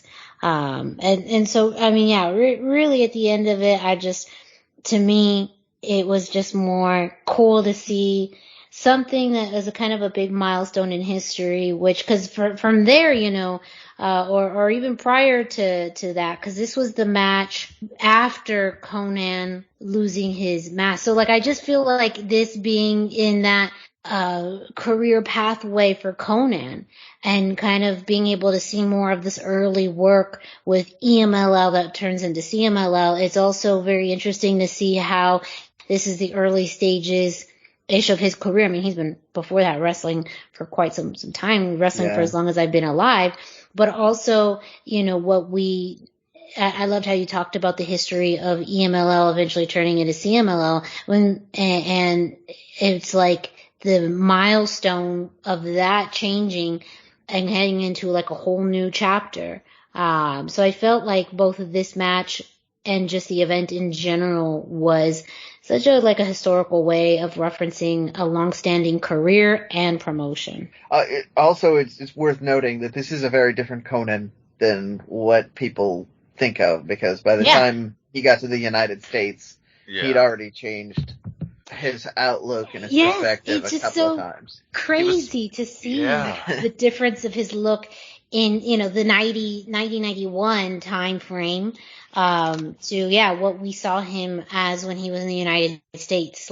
It truly was not until I started to see these matches from the early 90s where I was like, what the heck? I'd never seen Conan in that light. Right. Yeah, he was like a rock star. Yeah. I mean, and he had an album. He was on telenovelas. Conan was a big deal at this point in time in Mexico, not just in Lucha Libre, but at large. But it's not just that he was a big deal. He was a bigger than life presentation. He's wearing bright colors. He's much more of a kind of a John Cena sort of feel to the kind of Kevin Nash that he's evolved into to equate it to American wrestling. Yeah. Such a good point. Yeah. Well, that was This Week in Lucha Libre history. As Dusty mentioned, you can find This Day in Lucha Libre at luchacentral.com, but there's so much more that you can find at luchacentral.com. Brendan, can you let our listeners know what else they can find on our website? Oh, let's do this. If you're listening to this, then you haven't visited luchacentral.com. It's time to do it. Luchacentral.com is the online home for Lucha Libre, where you can get all of the top news in English and in Spanish. Find the best curated video content and original content not seen anywhere else. Find when Lucha Libre events would be happening in your area. Find photo galleries from top photographers covering Lucha Libre around the world. A place to have your voices heard, from weekly polls to annual awards, seen and read by top executives in all of the major Lucha Libre promotions across the globe. And here we go. My favorite word is about to come out of my mouth. On top of all of that, it's free. LuchaCentral.com, your centralized place for all things Lucha Libre. Up next, we have This Week in WWE. So, Dusty, go ahead and take it away. Yeah, first up, we had Main Event. And on Main Event, we had Mustafa Ali and Mansoor versus Lucha House Party. You know I love the Lucha House Party, so we had to do this match. This is exactly the kind of match that I loved on 205 Live. This match was 100% 205 Live. And, those of us that were fans of, early 205 Live after the Cruiserweight Championship, it had that feel to it, when it was fresh and exciting. Very fast-paced. Lince Dorado might have more speed than any wrestler in the WWE. He is so fast in the ring. It was just really exciting and just made me happy to watch this match. He did a great job avoiding Ali early in the match. Later, we saw Grand Metalik hit an amazing twisting moonsault off the middle rope onto the floor to Ali. It was just incredible. But it wasn't enough. Mansoor later hit a swinging neck breaker on Lince and got the win. But great match. I encourage everybody to check it out. It was broken up by a commercial break. Other than that, fantastic. Main event has consistently had some of the best wrestling in WWE lately, and especially the best Lucha Libre content in WWE lately. And so to recognize that going forward, we're going to cover main event every week as long as there's something Lucha relevant. It has the best content. And we talk about kind of that dynamic of, we wish to have this more on Raw, with the length of time that Raw has, but at the same time, it also is the fact that, main event is much more of a wrestling showcase. So you wouldn't even have those same matches on Monday Night Raw. It would be more of a segment, or it would be, more of a storyline, which I think in general this should be its own storyline. I mean, the whole Mansoor and Mustafa Ali pairing has been one that's very interesting, and one where there's been reluctancy on somewhat both sides to partner. And I think with Lucha House Party being such a strong, reliable team, not only the work ethic, but just the vibrancy that they have outside of the ring. They can do fun promos, they can do serious things. That Lindsay is more of that talking man who can run the mouth, but Grand Metalik too, he does his talking in the ring.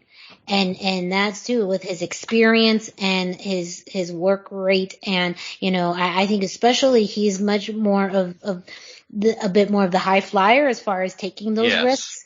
I feel like that's such a good pairing between the two that I would love to see more of this, not just be, a match, but a longer feud. But you're right, as far as we discussed, as much as we'd love to see this on other programming, it wouldn't look the same. So then you're kind of then, compromising the quality of it. So I get it. And if it, this is the format that we get it, then, I think it's the right thing. I agree. And in the same way that NXT felt insulated from WWE, main event almost feels insulated from Raw. Yes. Like we have that same, it's like a special thing now.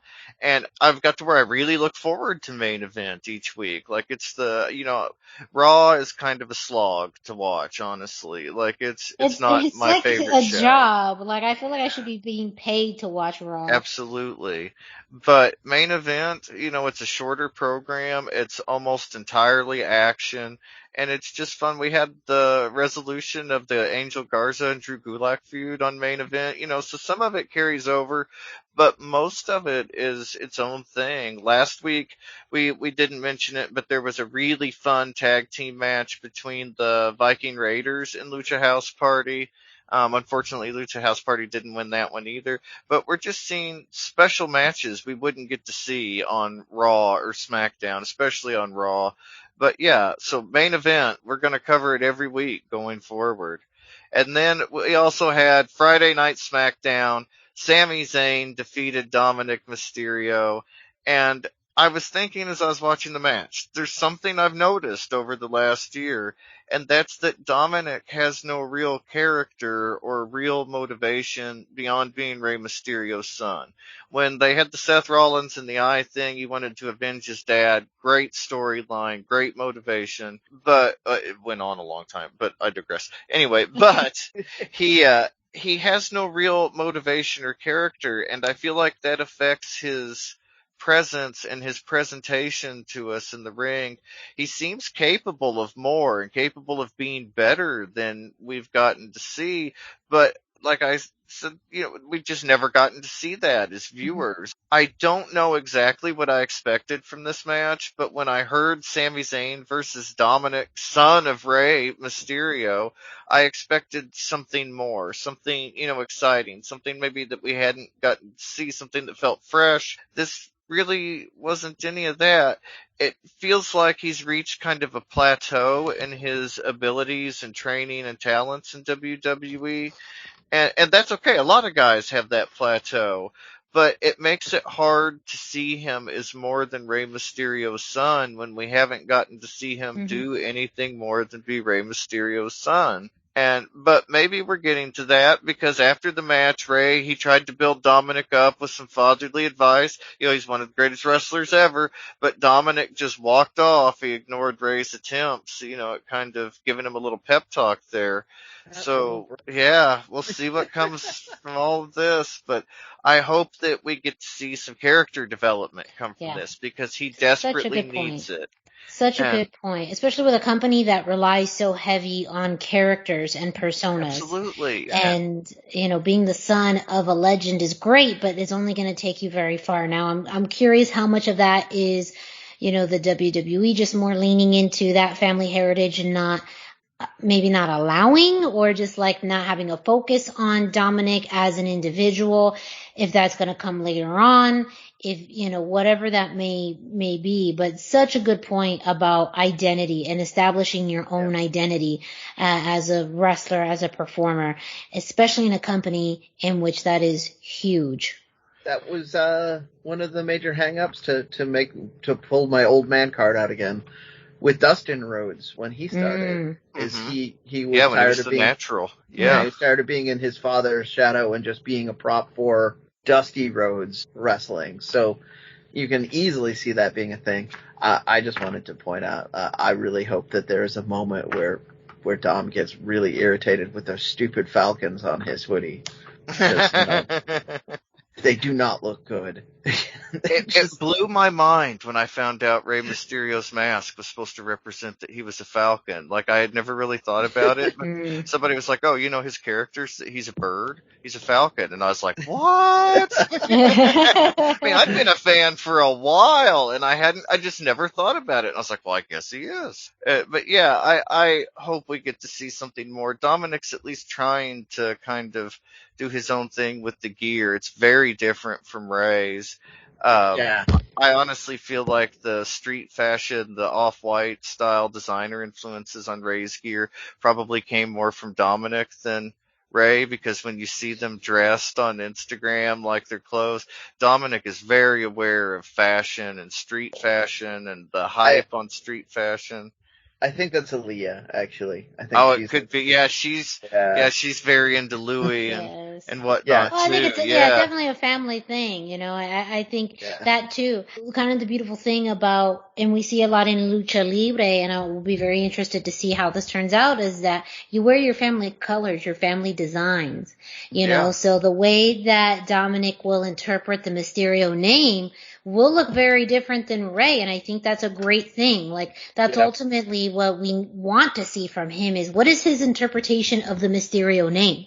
Already he looks different than the rest of his family. Yeah. He wrestles somewhat different than the rest of his family. So what is that going to look like in his design, in his gear, in, his presence? Is he going to go in a completely different direction? Are we still going to be able to recognize it? Is it going to maybe align closer to it? And I'm sure a lot of that would be story. Say, again, one of the more infamous types of storylines is, and maybe the day when it does happen, is when he turns on the family, because that is a wrestling / Lucha Libre archetype when you go against the family. So that would be something compared to what you mentioned, Dusty. His persona right now has been all about defending his family's honor, being there for his dad, defending his dad specifically, so that gear and look matches a lot like that. But I would love to see the day where we see almost like a dark Dominic. And yes, exactly. I have you guys have inspired another fantasy booking moment here. He's in his matches already. He's shown several times that he had a very close relationship with Eddie. Yeah. We've talked about that. We talked about in the Matt Farmer interview that Eddie Guerrero kind of brought that strong style to Mexico, and that strong style suits Dominic better. Absolutely, so especially with the size. Yeah, exactly. Especially with his size. So what if he starts emulating Eddie a little more? Like the bad parts of Eddie. Yeah. Yeah. I mean, dang, that's going in deep. That's going in some deep cuts. But I like it. It's a thing that WWE could do, and because you have access to all of Eddie's best stuff on Peacock. So Yeah. they could easily do something like that. Just throwing that out there into the universe, because sometimes when we say things on this show, Yeah. they happen. I would love that. We've seen them bust out the Three Amigos in matches and stuff, so it would be kind of a natural progression too. Mm-hmm. Yeah, Right. I like that. Oh, and we also don't want to forget Monday Night Raw. Karrion Kross defeated Humberto Carrillo. Yes. This was a fairly quick match, but honestly, Karrion Kross looked great. I don't know why they had him lose that first match. It was a dumb decision. I don't know why they have him in the gladiator gear. Dumb decision.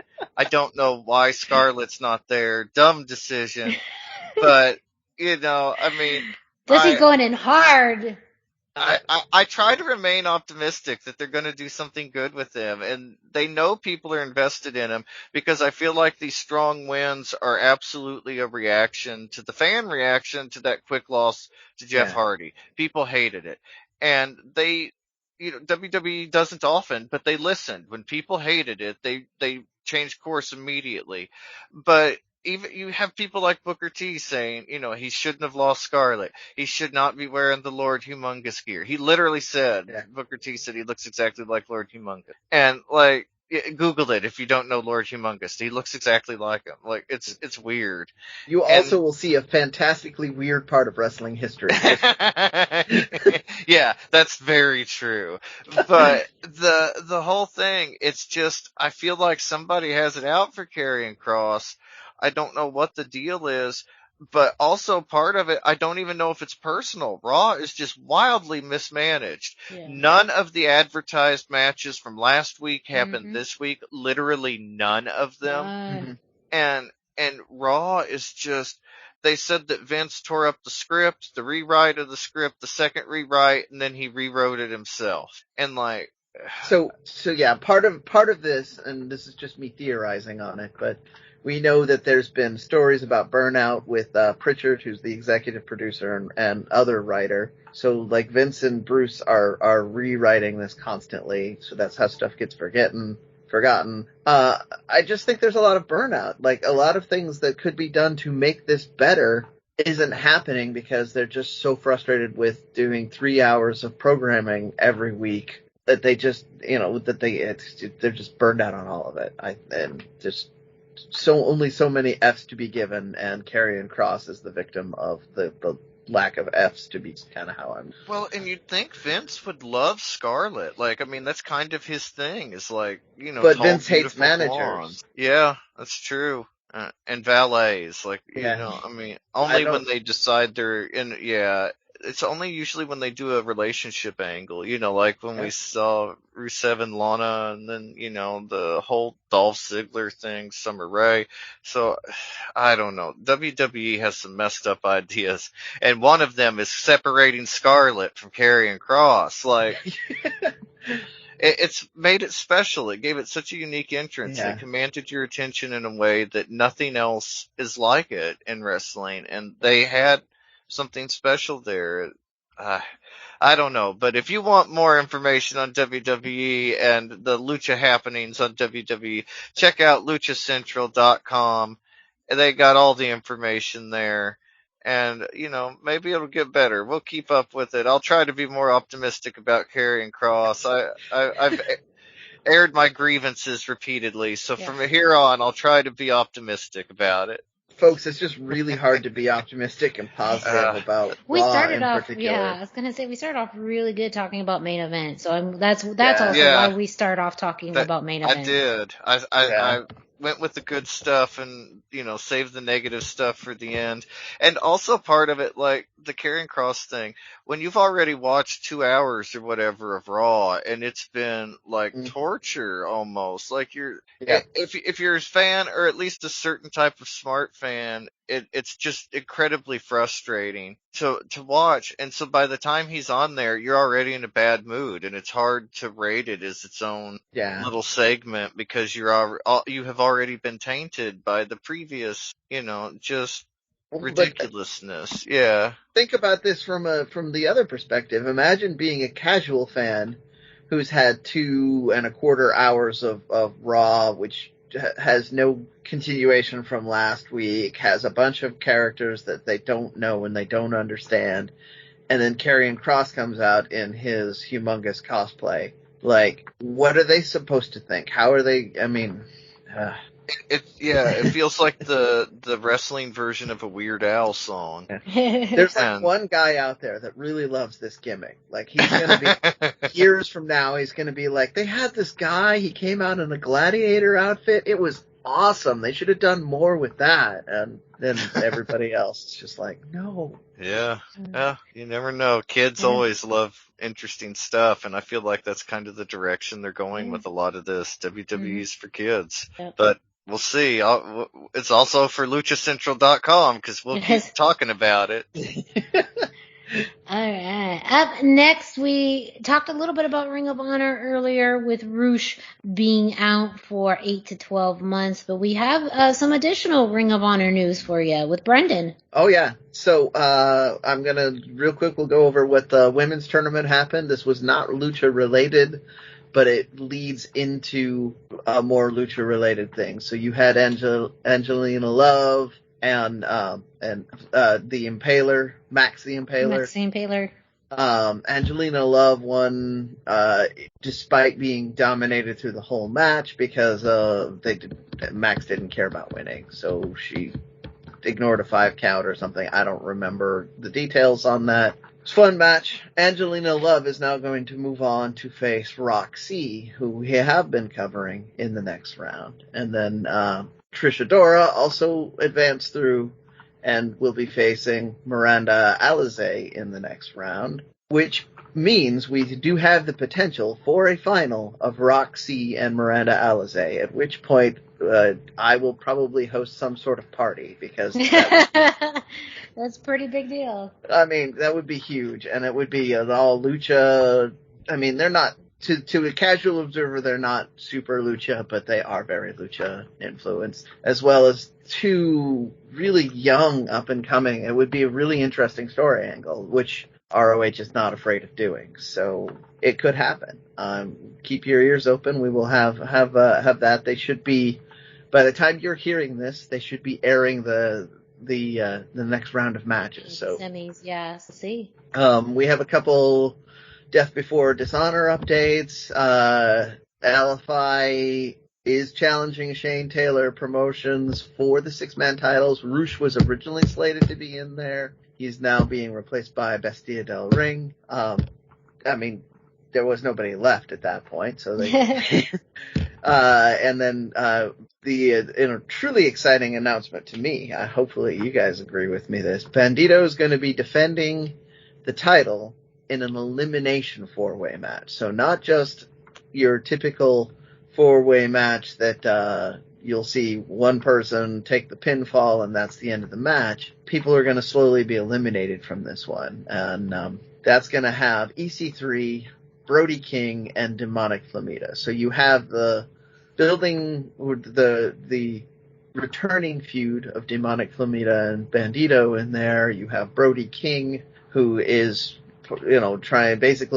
they're trying to one-up LFI at every angle, so winning the title is important to him.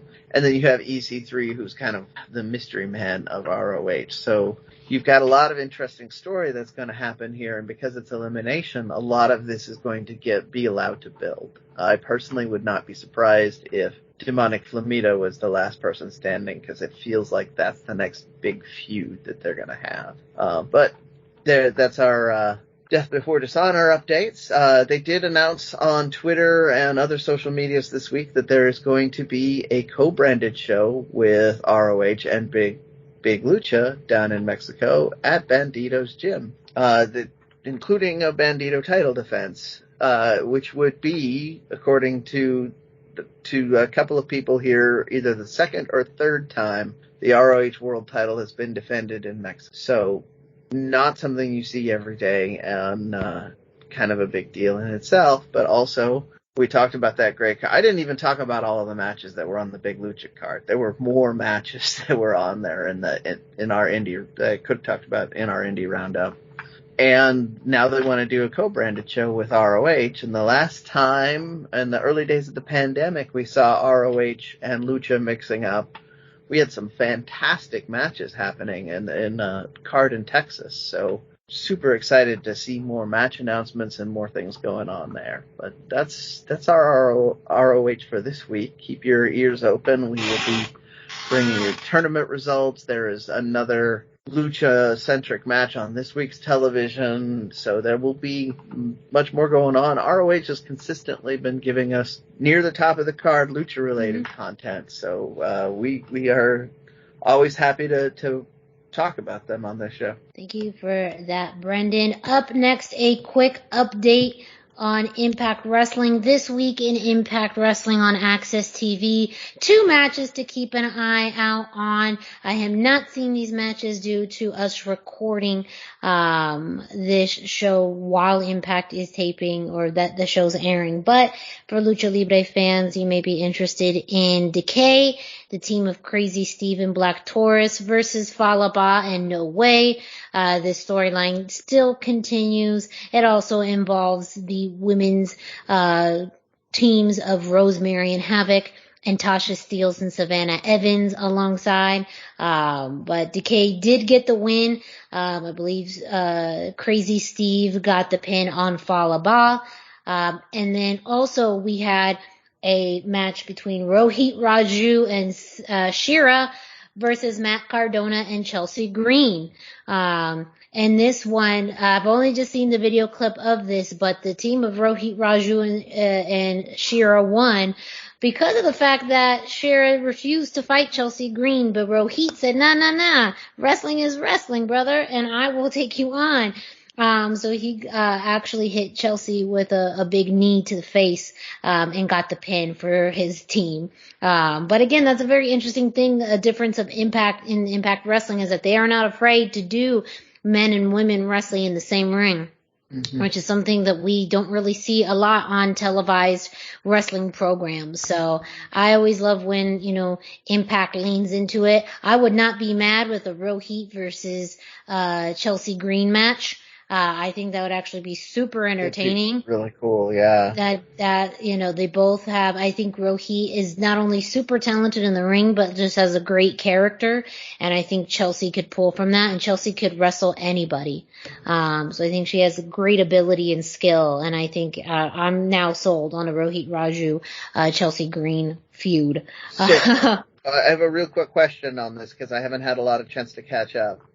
I know they're billing her as the hot mess. Is she leaning more into that kind of a little eccentric personality? A little eccentric, but not in the look. So when she used to be more of that hot mess prior to, she had the makeup smeared and everything like that. That was her original Impact gimmick. She's still the hot mess, but it's just a little bit more erratic, a little bit, just not caring, more, off the wall, but not as much as she used to be in that first iteration. I missed the wedding dress. Well, you have to build up to that. If she's still in the wedding dress years later, she probably shouldn't be in wrestling anymore. But that's the Miss Havisham business. Going back to your literature. But yeah, I loved Hot Mess, Laurel Van Ness. So much fun that summer. Yes. I was just curious if she was, since they were billing her as that, if she was being a little. I knew she wasn't wearing the dress, but that's good to hear. It's good to hear. I enjoy her that way. We will have another Impact Plus special. Victory Road will be live on the Impact Plus app on September 18th, so just a few weeks away. And of course, Bound for Glory coming up in October. We still haven't gotten any more clear announcements, but that is the one where they are looking to, advertise involvement from AAA, from New Japan, from AEW. So we will see what happens at Bound for Glory on October 23rd. Last but not least, we do have MLW and just a few interesting little tidbits and notes. Fightland is scheduled to happen October 2nd in Philadelphia, Pennsylvania. It has been announced that Hammerstone is going to challenge Fatu in a title versus title match. So that's a very big deal, from Hammerstone winning the Battle Riot. That was the only way he was going to get those World Championship opportunity. And he has declared that he is cashing in that opportunity at Fightland. It was also announced that Tajiri is going to be making, his return to MLW, at Fightland. And MLW has also released, not a date yet, but that new episodes of Fusion are going to be airing again in just a few short weeks. So we don't have a date announcement yet, but, that may mean sometime in the next few weeks, in the next month, we'll have new episodes of Fusion, likely from that taping in which they did Battle Riot 3, which will be very interesting. And again, this is the content, this is what we need to know in order to see what's happening with Azteca Underground. So hopefully as soon as that new episode of Fusion airs, we get more answers to what is Azteca Underground, how it's related to MLW. Will they end up getting their own show? The questions are still out there, but MLW is coming back onto TV fairly soon, and Fightland is coming up very soon as well, October 2nd. I'm sure more matches will be announced later on, but absolutely the main that we anticipate is happening. Jacob Fatu versus Hammerstone, title versus title. So if Azteca Underground is truly the spiritual successor to Lucha Underground, we will get some answers, but they will only lead to more questions. So, That's so exciting, though. I'm here for it. I'm here for it. Yeah, absolutely. Brendan, you have some additional news for us, or tidbits for this week? Yeah. So while we were recording this, the one of the things that was trending on social media is the several reports that wrestler from the 90s in WCW, Daphne, has passed. I haven't had time to validate that. I just wanted to throw some. Yeah, it did happen. Yeah, she passed away this morning. Yeah. It is very sad. She was a part of that cruiserweight division in a lot of spiritual ways, so she is important and relevant to Lucha. So I did think it was important to at least mention the story as it's happening. We may talk more about it next week, but I really just wanted to throw out the condolences to the family and just kind of, it personally impacts me. She's a wrestler that I very much enjoyed watching during her time in WCW and afterwards. So I just wanted to make mention of that real quick while it's circulating in the news. Yes, and her time in Impact, her time with Shimmer, her impact on women's wrestling on the larger scale within the independent scene is something that is so valuable, that so many women would not have been where they're at or have had the opportunities or been inspired to go into wrestling without her. And so it is so important to, just recognize her impact in the sport and just with people personally. Yeah. And that is something that, again, in going a little bit back, just to kind of tie it in with, Spanish culture and Lucha Libre, when people pass on, what stays, what remains is the memories and the stories. And I think that that's a beautiful thing in professional wrestling in general, how people can come together to commemorate someone and to share the stories of their impact. And so her presence has already been felt for years of people who've been inspired by her, and absolutely think that they're going to continue to be inspired by her for many, many years to come. Well, thank you everyone for listening to this week's edition of the Lucha Central Weekly podcast. Don't forget to check out luchacentral.com, your centralized place for all things Lucha Libre. You can follow Lucha Central on social media at Lucha Central on Facebook and Instagram, and at Lucha Central.com on Twitter. If you check out the YouTube page, you're going to find hours upon hours of additional content that you won't find anywhere else, including exclusive interviews and matches. While you're at it, feel free to follow us on social media. Dusty, where can our listeners find you? I am on Facebook at facebook.com/Dusty Murphy, and I am on Instagram at Dusty Murphy. And Brendan, where can our listeners find you? I am 321 T-shirt guy. That's the numbers 321, and T-shirt guy is all spelled out. I'm on Facebook, I'm on Instagram, and I'm all over the Twitters. And me, Miranda Morales, you can find me at the #Miranda, hashtag spelled out, on Instagram and Facebook. Again, if you are an independent wrestler, promotion, fan, and you have some Lucha Libre content that you'd love for us to check out, please reach out to us. Feel free to send us websites, clips, videos, all of that, so that way we can see if we can include it in a future edition of the Indie Roundup. We all avidly support independent wrestling and independent wrestlers and promotions and anything in which we can continue to divulge ourselves in Lucha Libre and share that with others. So please reach out to us if you have any clips, events, matches that we can highlight in the Indie Roundup. And don't forget, if you are listening to this on your favorite podcast streaming platform like iTunes, Spotify, Google Play, you can subscribe, rate, and review. You can subscribe and get notifications every time a new episode of the Lucha Central Weekly podcast drops. You can leave us a 5-star rating and provide us with a review. Let us know your thoughts on the show. Let us know what you like, what you don't like, things that we should highlight, maybe things we should cut back on. Who knows? You just got to let us know in that feedback through those platforms or on social media. For Dusty Murphy and Brendan Barr, I'm Miranda Morales. Thank you all so much for joining us, and we will be back next